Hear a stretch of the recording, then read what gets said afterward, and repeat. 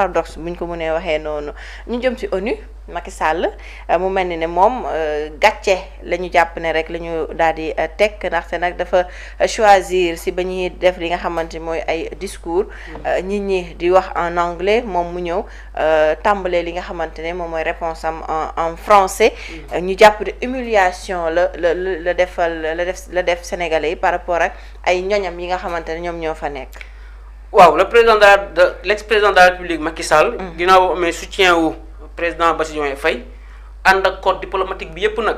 parce que jamono ji ñuy wax ak yéen fële sa loolu kenn moo fa représenté sénégalais ak victime ak martyrs yi muy Oumou Diallo. moom kese moo fa représenté woon martyrs yi ak victimes yi. oui ñëpp ñu fa nekkoon nekk ay sénégalais président de la République moo leen mobilisé.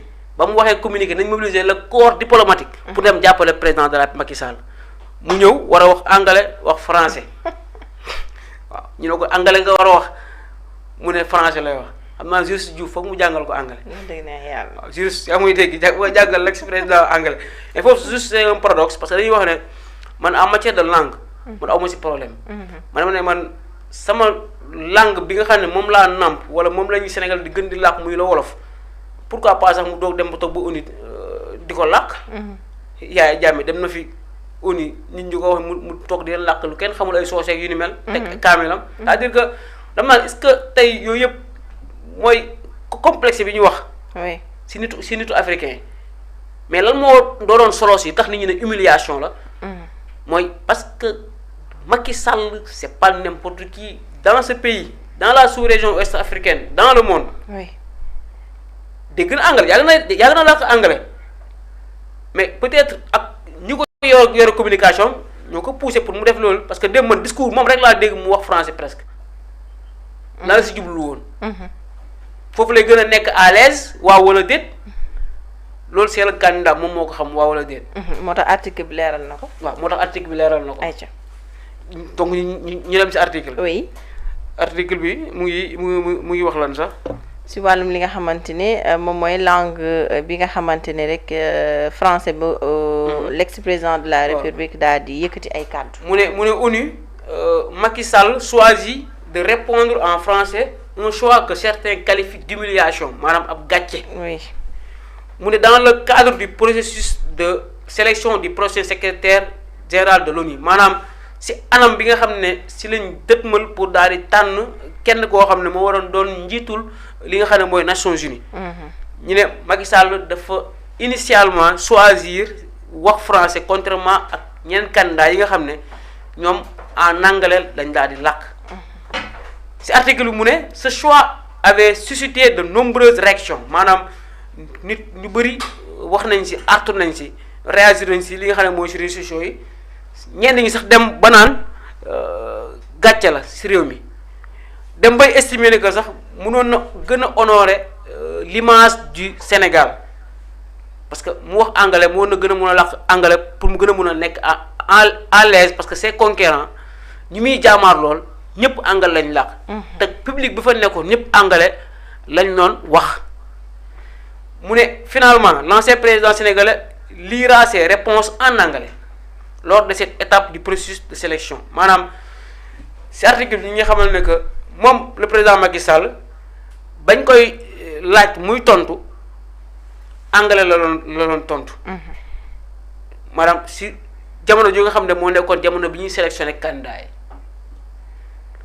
donc le pourquoi mu choisir tey jour bi ñuy def open mic bi yu ni mel comme rappeur du ñu koy waxee. waaw open mic mais dama jàpp ne waroon na am leneen lu mu taxawee que du lul ay. ñàkk fayda yi ñu koy wax comme président dañ ko si yàpp sax déggu anglais wala c'est-à-dire posture bi la man président Macky Sall dama naan man respecté naa ko mais dama naan li koy dal nii yëpp karma la de même sa candidature bi nii man yéene naa ko de mais dama xam ne mënul nekk de day solo boom rek.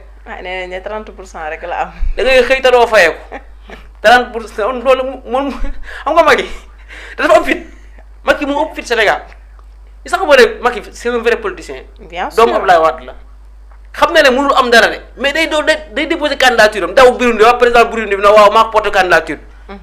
Nigéria génn ni déedéet Sénégal Diomaye na non concerné wuñ toog entre temps quelques mois rek si contexte politique bi changé rek nga ne ko aw kaay mu recevoir la nangul naa la loolu moo xew si Macky Sall mais moom xam na ne mënul am dara xam na ko de mais lan la koy apporter nag foofu la moo jar a poser question.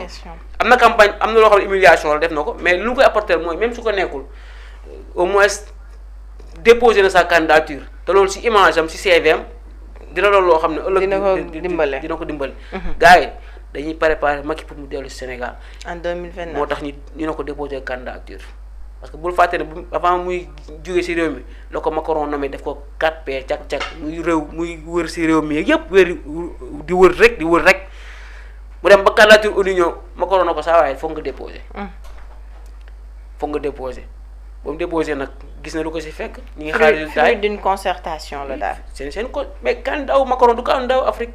Macky Sall il ne croit pas en l'Afrique il ne croit pas aux Sénégalais Macky Sall gëmuñu man ndox ma naan gëmuñu parce que ces réalisations bi ñu nit ñi naan ay def na diw ak li ma ne leen li mu def noonu xoolal xaalis dette cachée bi ñu nëbb. boobu ba léegi. ñaata hôpital la war a mun defal. xamoo ko ñaata médecin la mënoon recruter xamuñ ko ñu ne noonu liggéey na te lim liggéey da lay wóor ne BRT bi may jël di ñëw. ba léegi sénégalais yi ñi ngi fay tubaab bi ñi ngi ciy encaissé xaalis parce que clause bi ay at la. te jeexagul lu ñu daloon si autoroute à péage bi mooy dalaat si BRT bi ak TER bi. autoroute à péage bi jeex na sax. jeexagul dara jeexagul. en tout cas dinañ fay ba tey de nee naan paiement à vie la nar a nekk en tout cas humiliation bu métti la que sénégalais yi métti na leen torop si li nga xamante ne loolu la daal di def image bu ñaaw la venant li nga xamante mooy ancien président bu Sénégal ak li nga xamante ne dayoo bu mu am waroon na mun a éviter lii nii yëpp lu sénégalais yi métti nañ leen mer nañ si ba futtu ONU ba tey la ñuy daal desani ndax ki nga xamante ni rek moom mooy Richard Gowan moom nee na rek ki nga xamante mooy Raphaël Grossi moom moo nekk li nga xamante mooy favori si course ba si li nga xamante moom mooy seen jongante boobu que ni rek ki nga xamante mooy Macky Sall dafa nekk si ginnaaw li nga xamante ne moom mooy sondage yi waaye nag lépp yu dara yóbbeewu ko lu dul rek crime yi nga xamante ne moom moo daal di xewoon fii si Sénégal mbir yi fi amoon loolu ko daal di rattrapé topp ko ba tax na mënul avancer nekk si parmi les premières si li nga xamante ni moom mooy ONU. waaw Raphaël Grossi di argentin ne moom la ñu wax ne que moom moo doon la favori ginnaaw démb li ñu leen amal séance orale bi selon Richard Gowan Macky Sall très loin derrière rattrapé par ses crimes parce que gis nañ affiche yoo xam ne publié nañ ko foofu noonu c'est États-Unis c'est devant le siège des Nations Unies xale yi nga xam ne faat na leen donc mun nañu wax ne Raphaël Grossi moom moo nekk favori moom mi nga xam ne argentin la déposé noonu li nga xam ne mooy sa candidature. Oui. Mais ñu lay xamal ne que également dans cette course au poste secrétaire général de l'ONU Raphaël Grossi serait le grand favori selon ki nga xam ne mooy l'analyste bi nga xam ne mooy Richard Gowan maanaam argentin bi moom moo jiitu foofu waaye suñu président bi fi nekkoon moom nee nañ moom ndaare la jël moom. jamono ji ñuy wax ak yéen ñu ne la candidature de l'ancien président sénégalais Macky Sall serait en revanche très loin derrière maanaam mu ngi ci suuf moom ci kàddu analyste bi.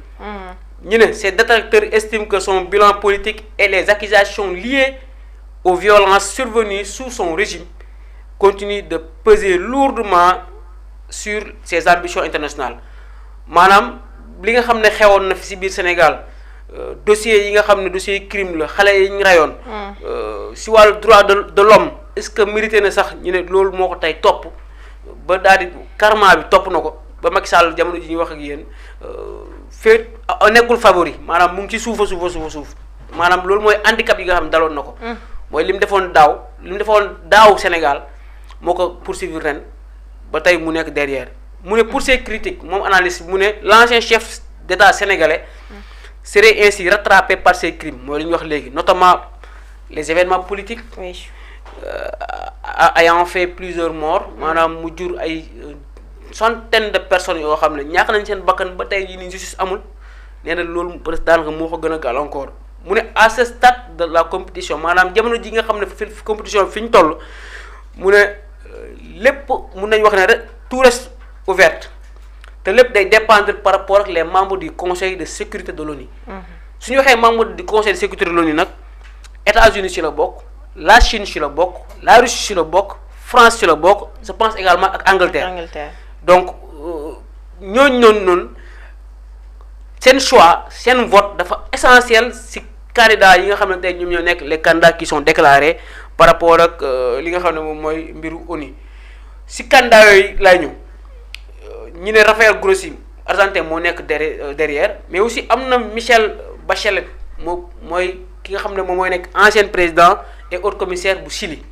mais aussi am na Rebecca bu Costa Rica mu nekk haute fonctionnaire international mais aussi ak Maria Fernanda Espinosa bu Équateur ak ki nga xam ne mooy Rodríguez Birquet bu nekk la nationalité guyanaise donc ñu ñoo doon les candidats yi nga xam ne ñoom lay candidat potentiel pour au poste secrétariat général bu Nations Unies ñu doon toll si juróom-benn candidat donc li moo doon xibaar bi nga xam ne l'analyste anglais wax nañu ko par rapport ak li nga ñeel wàllu jamono ji kan moo war a succéder ki nga xam ne tey moom moo nekk à la au poste secrétaire général des Nations Unies Sohna Mané ay jëfu démb ñoo koy daal di dab ba tey